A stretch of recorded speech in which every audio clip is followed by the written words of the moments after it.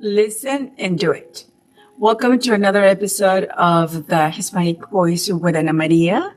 Today's Ana Maria, and I welcome you all. Today, we are going to focus on this thing. Listen and do it. Yeah, it's a simple but yet powerful approach to transform our relationship with others and also with our finances. So, we listen to this advice or we hear ideas that could change our financial lives or our relationships with others. But we don't take the next step. We always say, be a good listener, listen what they're telling you. But we just leave it at that. But what if we could bridge from the gap between hearing and taking action? It would be powerful. It will be amazing. Could we consider that the real key to progress is not just listening, but it's actually doing something what we learn?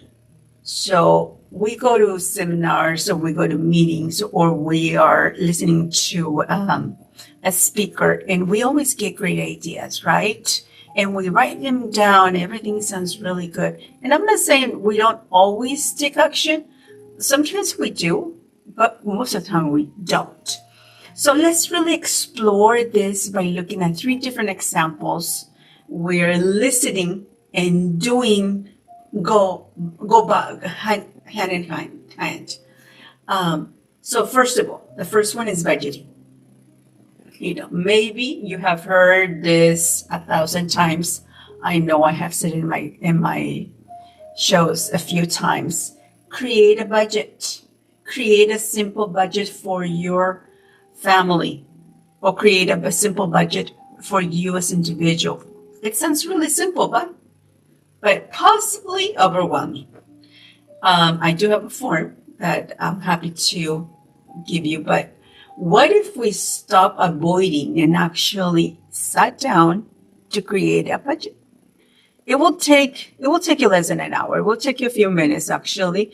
Looking at your income and then of course writing down your expenses and declaring it. I will take control of my money, which is powerful. I will take control of my money. But what if we have a budget and we actually stick to it? That can really transform the concept into using a tool and be successful. Why? Because we're listening and advice and we're doing it. Another example would be an emergency savings. Financial experts always say start an emergency fund and make sure you have at least 6 months because things happen in life. But what if today, instead of just listening to the advice, we take action and we start saving even $20? So you can do $20 a day, $20 a week, whatever you can afford. Let's create this habit of putting a small amount of money aside regularly. It's a great idea. It's not about how much money you save at first, but it's about building this wonderful habit. And over time, those small actions, those small dollars or pennies will really lead into big changes. Now, here's another example, and that's a big one for me. Teaching our children. Very important. We often hear how important it is to teach our kids about money. But how often do we actually do it? Nowadays, in schools, they don't teach our kids how to manage money, but they're very good about spending it. So what if we use this opportunity, this daily opportunity to show them, for example, when we're paying for bills, involve them in the conversation. This is how much we plan for our finances, and this is how much I'm spending in, electricity. Or when we're shopping, teach them to compare prices, their sales. Let's really declare and let's really be equipped to prepare the next generation with these tools to be successful financially. I mean, and the key here is really to take action. You know, here's the truth. Listening alone doesn't change anything. The transformation really happens when we do something about it. When we're finally sitting down to create a plan. When we're really opening a savings account. Or even when we take a first step to reduce our debt. Or even when we're teaching our kids how much money we're spending for utilities or other expenses. The key here is action. Action. Take action today.